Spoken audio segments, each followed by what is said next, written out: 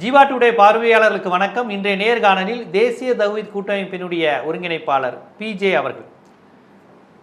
காமினி அவர்களுடைய மரணத்திற்கு இந்தியாவில் குறிப்பாக தமிழ்நாட்டில் பல்வேறு இடதுசாரி அமைப்புகள், இஸ்லாமிய அமைப்புகள், விடுதலை சிறுத்தைகள், நிறைய பெரியாரிஸ்டுகள் காமினியினுடைய மரணத்தை வீர மரணமாக சொல்லி ஒரு நாட்டுக்காக உயிரை விட்டுருக்காரியா.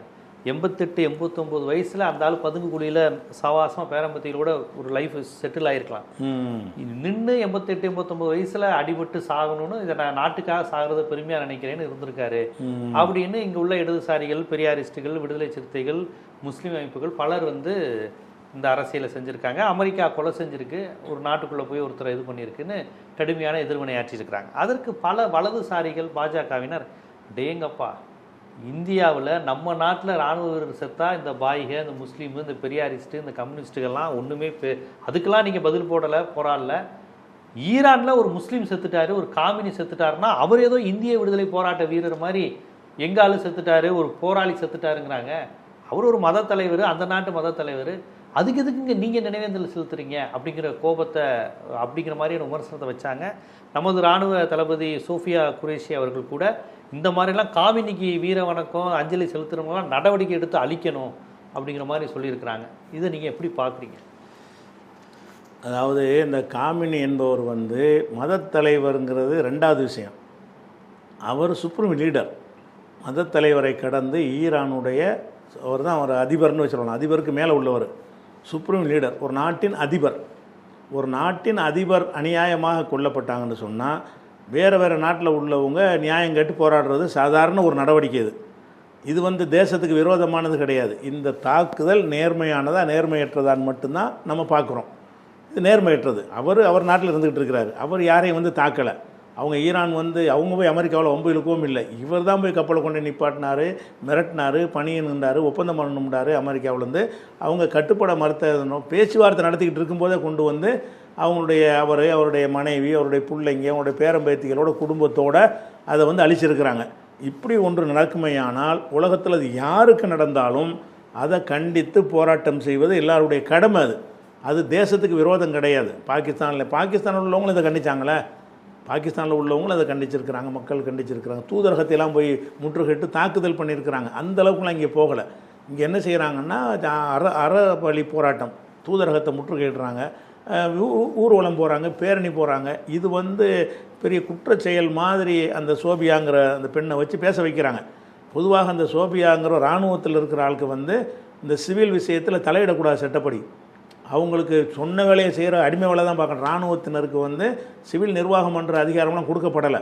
நானாக இருந்தால் அடக்கியிருப்பேன், நீனாக இருந்தால் அடக்கியிருப்பேன்னு பேசுகிறத நடவடிக்கை எடுக்க வேண்டிய அவங்க ஒரு இந்தியராக அதை பதிவு செய்கிறாங்க. இந்தியரா நீங்கள் எதுக்கு நம்ம இந்திய நாட்டில் இருந்துட்டு யாரோ ஒரு ஈரான் தலைவர் ராஜினாமா பண்ணிட்டு அதை சொல்லணும். இந்தியரா அவங்க சொல்ல முடியாது. ராணுவத்தை சேர்ந்த கருத்தை சொல்லக்கூடாது. ராணுவத்தில் கருத்தை சொல்ல தேசபக்தி தொடர்பாக தானே பேசுகிறாங்க. பேசக்கூடாது. பேசுறது பர்மிஷன் வாங்கிட்டு பேசணும். பர்மிஷன் வாங்கிட்டு பேசுகிறாங்கன்னா அப்போ அரசு சொல்லி தான் பேசுகிறாங்கன்னு அர்த்தம். அதாவது அது இவங்களை இறக்கி விட தேவையில்லை. பொதுவாக நம்ம பார்த்த வரைக்குங்க இந்த முஸ்லீம்கள் உயர் பதவிக்கு வந்தாங்கன்னு சொன்னால் அவங்க தான் முதல் முஸ்லீம்கள் எதிரியாக இருப்பாங்க. நீங்கள் நல்லா விளைவிக்கணும். இந்த சோபியா நான் சில பேர் பேசுனாங்க, அவங்களும் இஸ்லாத்துக்கு எதிரியாக தான் இருப்பாங்க. ஆளுங்கட்சிக்கு அவங்க அடிவரடியாக இருப்பாங்களே தவிர அதனால் இஸ்லாத்துக்கு நிறைய பேர் நினைக்கிறாங்க முஸ்லீம் கலெக்டர் வந்தால் நமக்கு சப்போர்ட்டு, அவன் தான் முதல் எதிரி, அவங்களுக்கு கழுத்து இருக்கிறவனாக இருப்பான். நம்ம பார்த்த வரைக்கும் 99%, சின்ன ஒரு சதவீதத்தில் ஒருத்தர் 2 பேர் நேர்மையாக இருப்பான். அதனால் இந்த பொம்பளை சொல்கிறத கணக்கில் எடுத்துக்கிறக்கூடாது. இது சொல்லவே கூடாது. இன்னும் சொல்ல போனால் இது ஜனநாயக வழியில் போராட்டம் எதுக்கு வேணாலும் நடத்தலாம். உங்கள் தேசத்துக்கு எதிராக இருந்தால் தான் நீங்கள் கேள்வி கேட்கணும். தேசத்துக்கு எதிர் என்று சொன்னால் அப்புறம் ஏன் மோடி அஞ்சலி தெரிவித்தார், ஃபோன் பண்ணி எதுக்கு வருத்தம் தெரிவித்தார், ஜெய்சங்கருக்கு ஃபோன் பண்ணார், ஈரான் தூதரகத்தில் போய் இதுக்கு இரங்கல் புஸ்தகத்தில் இந்தியா கையெழுத்து போட்டுச்சு. அது அவருக்கு இறப்புக்கு வருத்தம் தெரிவிக்கக்கூடாது என்று உங்கள் கொள்கையாக இருந்தால் இந்த அம்மா என்ன செய்யணும்னா முதல்ல மோடியை பிடிச்ச நடவடிக்கை எடுக்கணும். அவர் எதுக்கு அவனை பேசினார், பிரதமர்கிட்ட பேசினார், ஈரானுடைய பிரதமர்கிட்ட பேசி நாங்கள் வருத்தம் தெரிவிக்கிறோம், ரொம்ப கவலைப்படுறோம், எங்களுக்கு கவலை அளிக்கிறது. பாராளுமன்றத்தில் எதுக்கு இந்த மரணம் கவலை அளிக்கிறதுன்னு நீங்கள் அறிக்கை சொன்னீங்க. அப்போ அதுக்கு எல்லாரும் கவலைப்படுற விஷயமாக இருக்கிறது தானே இவங்க எல்லோரும் செஞ்சுருக்கிறாங்க. குற்றத்தை செய்யலையே. பிரதமர் எதை செய்கிறாரோ, அந்த ஜெய்சங்கர் என்ன செய்கிறாரோ அதைத்தானே மக்களும் போராட்டத்தின் மூலமாக செய்கிறாங்க, அவங்க அறிக்கை மூலமாக செய்கிறாங்க, மக்கள் போராட்டம் மூலமாக செய்கிறாங்க. அப்போ இதை காமினிக்காக குரல் கொடுக்கறது தேச விரோதம்ங்கிற டைப்பில் பேசுவார்களே ஆனால் இவர்கள் வந்து மகா ஆபத்தானவர்கள். இவங்களாம் இராணுவத்தில் இருந்து என்ன மாதிரி இவங்க நடப்பாங்கன்னு நல்லா விளங்குறது. ஒரு நேர்மையமற்ற நீ வந்து ஹுர்முஸில் போய் ஆயில் தர்றதுக்காக கெஞ்சி கேட்டுட்டு இருக்கிறீங்க. அந்த நேரத்தில் இப்படி பேசுவார்களே ஆனால் இந்த மாதிரி செய்து அவனுக்கு போகுமே ஆனால் ஒரு இன்னொருக்கு அந்த ஹுர்முஸை தடுத்தானா அந்த பொம்பளை தான் காரணமாக இருக்கும். ஆனால் இப்போ அவன் இந்தியாவை அனுமதிச்சிருக்கான். இப்போ அனுமதிச்சிருக்கிறான். இந்த செய்தி போச்சுன்னு வைங்களேன், ரொம்ப எல்லை மீறி உங்கள் நாட்டில் உள்ளவங்க பேசிகிட்டு இருக்கிறாங்கன்னு சொல்லிட்டு மர தடுப்பான். அதை பேசுகிற ஒவ்வொரு பேச்சையும் நாட்டுக்கு ஆபத்தை ஏற்படுத்தக்கூடிய வகையில் என்ன செய்கிறாங்கன்னா கருத்து தெரிவிக்கிறாங்க. அதனால வந்து அவர் அந்த காமினிக்காக இல்லை யார் கொல்லப்பட்டானோ, ஏன் வெனிசுலாவுக்கு கூட நம்ம போராடலாமே, வெனிசுலா அதிபர் கடத்திட்டு போனாங்கல்ல, அது நமக்கு சம்மந்தம் இல்லாத விஷயந்தான். ஆனால் இந்த செஞ்ச செயல் அயோக்கியத்தனமான ஒரு செயல். அதனால் அமெரிக்காவை கண்டித்து போராட்டம் பண்ணினால் அது பண்ணலாம். அது பண்ணுவதற்கு இந்தியாவுடைய எந்த சட்டப்படி தப்பு, இந்தியாவுக்கு எதிராக இருந்தால் தான் நீ தப்புன்னு சொல்லணுமே தவிர வேறு நாடுகள் விஷயத்துக்கு நம்ம போராட்டம் நடத்தக்கூடாதுன்னு ஏதாவது இருக்குதா? எல்லாம் செஞ்சு தான் இருக்கிறோம். அதனால் வந்து அதை ஒரு விஷயத்தை நம்ம பார்த்துக்கணும். மலேசியாவில் இன்ட்ராப்புன்ற ஒரு அமைப்பு மூலமாக அந்த கோயில்கள்லாம் இடிக்கப்படிச்சு போராட்டம் பண்ணாங்கள்ல, அதுக்கு ஆதரவாக இந்தியாவில் உள்ள இந்து முன்னணியெல்லாம் ஏன் போராட்டம் பண்ணாங்க? மலேசியாவில் உள்ள விஷயத்துக்கு உரிமை இருக்குது, உனக்கு கேட்குற உரிமை இருக்குது, நீ பண்ணியிருக்கிறீங்க. அப்படி தான் நாங்கள்லாம் எடுத்துக்கிட்டோம். அதனால் யார் யாருக்கு என்ன பாதிப்பு வருதுன்னு உணர்றாங்களோ அவங்க வந்து அதை போராடுவாங்க. காமினிக்கு கொலை செஞ்சு அநியாயம்னு நினைக்கிற யாராக இருந்தாலும் அவங்களுக்கு போராடுற உரிமை இருக்குது. நசிக்கிறவன் உனக்கு அந்த அதிகாரம் கிடையாது. இல்லை, அவங்க இப்போ நம்ம இந்திய ராணுவம் பாதிக்கப்படும் போதோ, இந்திய வீரர்கள் தாக்கப்படும் போதோ, நம்ம ஆப்ரேஷன் சிந்தூரில் இறந்த போதோ இந்த முஸ்லீம் அமைப்புகள் இந்த அளவுக்கு கொந்தளிக்கல, கோவப்படல, தெரிவிக்கல அப்படின்னு அவங்க சொல்லியிருக்காங்க. ஆமாம், என்ன செய்யணும்? அதாவது நீங்கள் வந்து இழந்திருக்கிறீங்க, நாட்டில் நடந்திருக்குது, யாரை ஏற்று போராட்டம் பண்ணுறது? அவங்க இறந்துட்டாங்கங்கிறது வந்து வேற எவனாவது ஒன்று செஞ்சுருந்தா தானே செய்யலாம். இது இந்த நாட்டில் உள்ள நீங்கள் ஒன்றே பழி கொடுத்துருக்குறீங்க.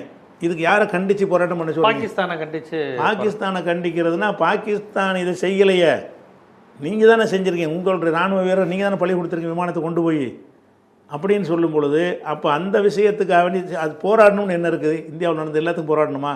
வேறு ஒரு நாட்டில் உள்ளதுக்கு தான் நம்ம போராட முடியும். இந்தியாவில் உள்ளதை வந்து நம்ம ஏற்றுக்கொள்வோம், அவ்வளோதான். நீ பாகிஸ்தானில் தாக்குறியா, அதுக்காக வேண்டி நம்ம போராட்டமாக பண்ண முடியும்? சரி, இந்தியா நடவடிக்கை எடுக்குதுன்னு சொல்லி அக்செப்ட் பண்ணிக்கிடுவோம், அதுக்கு சப்போர்ட் ஆகிருப்போம். அது எதிர்க்காமல் இருக்கிறோம்ல, எதிர்க்காமல் இருக்கிறாங்கல்ல, அதைத்தான் செய்வாங்க. ஒரு நாட்டில் உள்ள நடவடிக்கைகள் வந்து ஒன்றுக்கு ஆதரவாகலாம் என் போராட்டம் பண்ண மாட்டாங்க, எதிராக இருந்தால் தான் போராட்டம் பண்ணுவாங்க. அந்த நாடு செய்யக்கூடிய செயல் வந்து உடன்பாடாக இருந்துச்சுன்னு சொன்னால் ஏற்றுக்கிட்டு சும்மா இருப்பாங்க. எதிராக இருந்துச்சுன்னு என்ன செய்வாங்க? என்ன அநியாயம் பண்ணுறேன்னு கேட்பாங்க.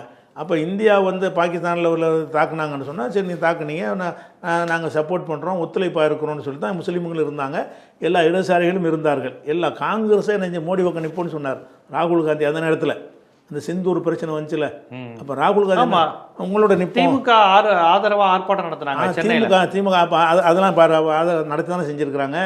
எந்த திமுக வந்து இதுக்கு ஆர்ப்பாட்டம் பண்ணுதோ அந்த திமுக அதுக்கு ஆர்ப்பாட்டம் பண்ணி தான். பாஜகவை கடுமையாக எதிர்க்கிற திமுக இந்த விஷயத்தில் இருக்குல்ல, கவர்மெண்ட்டுக்கு சப்போர்ட்டாக இருக்கு. அதனால கவர்மெண்ட்டுக்கு எதிராகலாம் யாருமே இந்த நாட்டில் இருக்கவே இல்லை. மோடிக்கு எதிராக இருப்பாங்களே தவிர, பிஜேபி எதிராக இருப்பாங்களே தவிர, நாடுன்னு வரும் அரசுக்கு ஆதரவாக இருப்பாங்க. அரசுக்கு ஆதரவு, பாஜகவுக்கு எதிராக இருப்பாங்க. இந்திய நாட்டுக்கு ஆதரவாக தான் எல்லாருமே இருக்கிறாங்க. யாருமே அதுக்கு மாற்றமாக கிடையாது. இவங்க தப்பான ஒரு விஷயம் பண்ணுறாங்க. ஒன்று. ரெண்டாவது என்னன்னு கேட்டால், இவர் வந்து அந்த இந்த விஷயத்தை பொறுத்த வரைக்கும் ரொம்ப இந்த இந்தியா வந்து ஆரம்பத்தில் துரோகம் பண்ணிட்டாங்க. ஏன்னு கேட்டால், அவர் காமினி அளவுக்கு ஒரு நேச நாடு உலகத்தில் இந்தியாவுக்கு கிடையாது. ஈரான் என்றைக்குமே இந்தியாவுக்கு சார்பாக தான், இந்தியாவுக்கு எதிராக ஒரு கண்டன தீர்மானம் வரும்போதெல்லாம் எதிர்த்தவங்க வாக்களித்தாங்க ஐநா சபையில் ஈரான். அதே மாதிரி பெரிய பல மன்மோகன் சிங் நேர்காலத்து மன்மோகன் சிங் காலத்திலேருந்து பெரிய பல்லாயிரம் கோடி ரூபாய்கள் அவங்க அந்த கஷ்டப்படுற நேரத்தில் அவங்க இந்தியாவுக்கு கொடுத்தாங்க. அந்த மாதிரி உதவி செய்யக்கூடிய நாடு. எல்லா விஷயத்தையும் சொல்ல போனால், அந்த கேஸ் பைப் லைன் மூலமாக ஈரான்லேருந்து இவர் பாபர் மசூதி இடித்து முஸ்லீம்கள்லாம் வெறுத்துக்கிட்டு இருக்கிற ஒரு நேரத்தில் அவங்க அக்ரிமெண்ட் போட்டு கேஸ் கொடுக்குறதுக்கு முன் வந்தாங்க. குழாய் அமைத்து, அங்கேருந்து குழாய் அமைத்து மோடியும் போய் ஒப்பந்தமெல்லாம் போட்டு கையெழுத்து போட்ட சம்பவம்லாம் நடந்திருக்கிறது. அவங்க எல்லா வகையிலும் அவங்க நெருக்கமாக இருந்த ஒரு நாடு தான். இவர் எப்போ எனக்கு அமெரிக்காவுக்கு அடிமையாக போயிட்டாரோ அதனால தான் அந்த ட்ராக் மாறுதே தவிர, ஆரம்பம் முதல்ல நேருகாலத்தில் இருந்து இப்போ இதுக்கு முந்தின மோடி காலம் வரைக்கும் அவங்க ஈரானுக்கு ஒரு போயிருக்காரு, ஈரான் இவர் பார்த்துருக்கிறாரு, சந்திச்சிருக்கிறாங்க, பல ஒப்பந்தங்கள் போட்டிருக்கிறாங்க. அப்போ எல்லா வகையிலும் நேசமாக இருந்த ஒரு நாட்டின் அதிபர் தாக்க உள்ளப்பட்டிருக்காருங்க, அதை கண்டிக்க தானே வேணும். ஒரு வாரம் வரைக்கும் கண்டிக்காமல் அவங்க ஹொர்முஸ் அடைச்சதுக்கு பிறகு போய் பேசி அதை தால்ஷா பண்ணி என்ன செய்கிறாங்க, கூல் பண்ணுறாங்க. அதனால் அது ஒரு விஷயத்தை விளைவிக்கிறன்னு ஒன்று.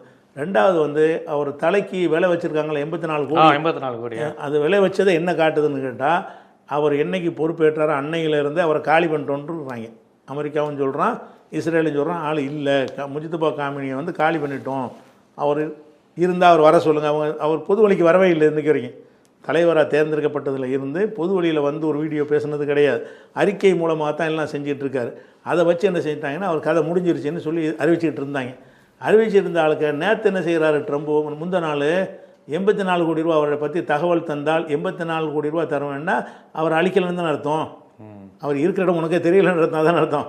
அவர் எங்கே இருக்காருன்னு தெரியலைங்கிறத ஒத்துக்கிறாங்க. இருக்கிற இடமே தெரியலைன்றது அந்த அறிவிப்புக்கு அர்த்தம்.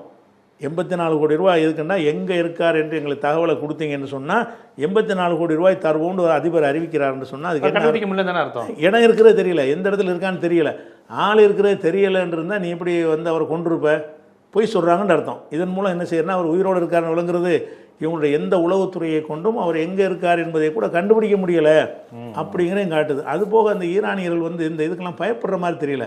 ஏன்னு கேட்டால் முந்தா நாள் வந்து போன வெள்ளிக்கிழமை வந்து ரம்ஜான் மாதத்தினுடைய ரமலான் மாதத்துடைய கடைசி வெள்ளிக்கிழமை இருக்குல்ல, அந்த வெள்ளிக்கிழமை வந்து குதுசுடைய நாள்னு அவங்க கொண்டாடுவாங்க. அந்த ஈரான்லேயும் எல்லா இந்த ஷியாக்கள் இருக்கிற ஆதரவு பெற்ற பகுதிகளெலாம் கொண்டாடுவாங்க. குதுசுன்னு சொன்னால் அந்த பைத்துல் முகத்தஸ் ஜெருசலம் இருக்குல்ல, அதுக்கு பேர் இன்னொரு பேர் குதுசுங்கிறது. இந்த ஹமாஸுடைய பகுதியில் இருக்கக்கூடிய இந்த பைத்துல் முகத்தஸ் ஆலயத்தை யூதர்கள்ட்டேருந்து மீட்பதற்காக வேண்டி அதுக்கு சபதம் எடுக்கக்கூடிய நாள் தான் அந்த குதுசுடைய நாளுங்கிறது. அதை வந்து கொண்டாடுறாங்க. இங்கே ஈரானில் வந்து பெரிய ஊர்வலம் போகிறாங்க. அது கிறிஸ்தவர்களை கொண்டாடணும், அது கிறிஸ்தவர்களுக்கும் கொண்டாட்ட நாள் தானே இல்லையா? இல்லை, கிறிஸ்தவர்கள் இல்லை, இவங்களா அந்த நாள்னு உண்டாக்குறாங்க. அதாவது இப்போ வந்து கைப்பற்றிக்கிட்டு யூதன் கையில் வச்சுக்கிட்டு இருக்கிறதுனால அவன்கிட்ட அதை மீட்கணுன்றதுக்காக வேண்டி ஒரு சபதம் எடுக்கிறாங்க. அந்த சபதத்தை வச்சு வருஷம் ரமலான் மாதத்தில் ஒரு பேரணி நடத்துவாங்க. அந்த உணர்வு மங்கிடக்கூடாதுங்கிறதுக்காக வேண்டி அது நடந்திருக்கிற இந்த வெள்ளிக்கிழமை ஈரான் நடக்கிறது. லட்சக்கணக்கான மக்கள் ஊர்வலமாக வர்றாங்க. அதில் ஈரானுடைய அதிபர் முன்னாடி வர்றாரு. ஈரானுடைய அந்த மஹமூத் பெசக்கியான் இருக்கார்ல, அவர் வர்றாரு. அப்பாஸ் அராக்சி வெளியுறவுத்துறை மந்திரி வர்றாரு. அப்போ வந்து முக்கியமான தலைவர்கள்லாம் முன்னாடி நடந்து வர்றாங்க. லட்சக்கணக்கான மக்கள் வர்றாங்க. வந்தால் இதை என்ன காட்டுதுன்னா கொஞ்சம் கூட பயம் இல்லாமல் ஒரு குண்டை போட்டு அப்படியே அழைச்சி போயிடலாம். இவன் எங்கே இருக்காங்கன்னு தெரியலைங்கிற ஊர் உலகத்துக்கு தெரிகிற மாதிரி நடந்து வர்றாங்களே தவிர மறைஞ்சிக்கிட்டு அவங்க இருக்கலை. அப்போ அவங்க வந்து வீரமாகவும் சுரங்கத்துக்கு கீழே வாழாமல் என்ன செய்கிறாங்க, பப்ளிக்கில் மக்களாக இருந்துக்கிட்டு இருக்கிறாங்க. இவங்க தான் வந்து அண்டர் கிரவுண்டில் போய் இருக்கக்கூடிய ஒரு காட்சியை பார்க்குறோம். அதனால் வந்து இதில் வந்து அந்த தலைக்கு அறிவித்தது என்பதெல்லாம் பயப்பட மாட்டாங்க. அவங்க இதுக்கெல்லாம் பயந்துக்கிட்டுலாம் இல்லை. அறிவித்த பிறகு தான் தைரியமாக என்ன செய்கிறாங்க, வெளியே வர்றாங்க. நீ தாக்குனா தாய்க்க, ஏன்னா உயிருக்கு பயப்பட மாட்டாங்க. ஈரானியர்களாக இருந்தாலும் சரி, எந்த ஒரு போராளி குழுக்களாக இருந்தாலும் சரி தாங்க, உயிருக்கு பயப்பட மாட்டாங்க. அது போராளினால சாவுறதுக்கு தயாராக தானே வர்றாங்க. அதனால் ஒருத்தன் அழிச்சிட்டா இல்லை அழிச்சிடணும்னு நினைக்கிறாங்க. ஒருத்தன் அழிச்சா அவனை 10 பேர் வருவான். அப்படி தான் இருக்குது. அதனால் வந்து இந்த வகையிலே அவங்களுக்கு அவர்கள் பொதுவாக சித்தரிக்க விரும்புறது முஸ்லீம்கள்னால் முஸ்லீம் நாடுகளையும் முஸ்லீம் தலைவர்களையும் தான் பண்ணுவாங்களே ஒழிய இந்தியா மீது அவங்க பற்றா இருக்க மாட்டாங்க. அந்த விமர்சனத்தை தான் இப்படி மறைமுகமாக வைக்கிறாங்க. இந்தியா மீது எப்போ பற்றா இல்லை, எந்த விஷயத்தில் பற்றாக இல்லை. நாடு வெள்ளக்காரங்காலத்தில் இருக்கும்போது நீங்கள் தானே அடிமையாக போயிருந்தீங்க, நாங்கள் தானே பற்றா இருந்தோம். வெள்ளைக்காரனை விரட்டுவதற்கு நின்றதுலே அதிகமாக சேவை செஞ்சு நம்ம முஸ்லீம் தானே செஞ்சுருக்கிறோம். நீங்களாம் பற்றாரம் இல்லாமல் இருந்திருக்கிறீங்க. இன்றைக்கி வரைக்கும் RSS அலுவலகத்தில் தேசிய கொடி ஏற்ற மாட்டாங்களே, காவி கொடி தானே ஏற்றிக்கிட்டு இருக்கிறீங்க. அப்போ தேசிய கொடியை ஏற்றக்கூடாதுன்னு ஒரு கொள்கையில் உள்ளவங்க தேசப்பட்டு உள்ளவங்களா?